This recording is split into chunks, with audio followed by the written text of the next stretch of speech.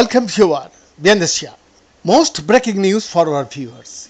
Donald Trump and Kamala Harris met for the first time on the presidential debate stage in Philadelphia on Tuesday night. They may have second hands, but they did not hit it off.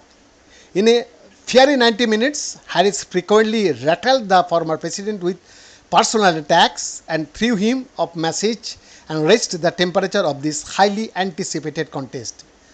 Her pointed digs on the size of his rally crowds, his conduct during the Capitol riot, and on the officials who served in his administrations who have since become outspoken critics of his campaign repeatedly left Trump on the back foot. The pattern for much of this debate was Harris goading her Republican rival into making extended defenses of his past conduct and comments. He gladly obliged, raising his voice at times and shaking his head. Americans should go to a timed rally, Harris said during an early question about immigration, because they were illuminating. People start leaving the rallies early out of exhaustion and boredom, she said. The verb clearly rattled the former president as he then spent most of his answer on a topic that should have been one's main area of strength, defending his rally sizes and building hearts.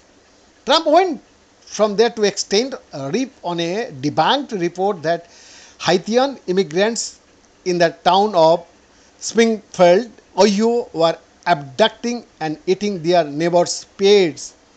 If debates are won and lost on which candidate best takes advantage of issues where they are strong and defends or deflects on areas of weakness, Tuesday night title in favor of the vice president. This is a snapshot that could be momentary, but the Harris tactic of putting Trump on the defensive was clear early in evening when the topics covered were the economic and abortion. Public opinion surveys indicate many Americans are unhappy with how the Biden administration, of which Harris is a key member, has handled inflation and the economy.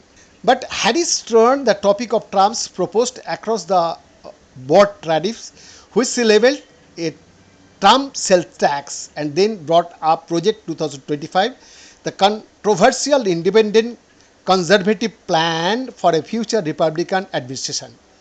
As he has the past, Trump distanced himself from the project and defended his tariff plan, noting that the Biden administration had kept many of the tariffs in his first presidency.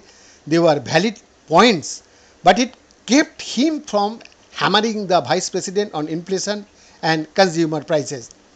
On abortion, Trump defended his handling of the issue, saying that Americans across the spectrum wanted Roe versus Wade abortion protections overturned by the Supreme Court, a statement that polling does not support.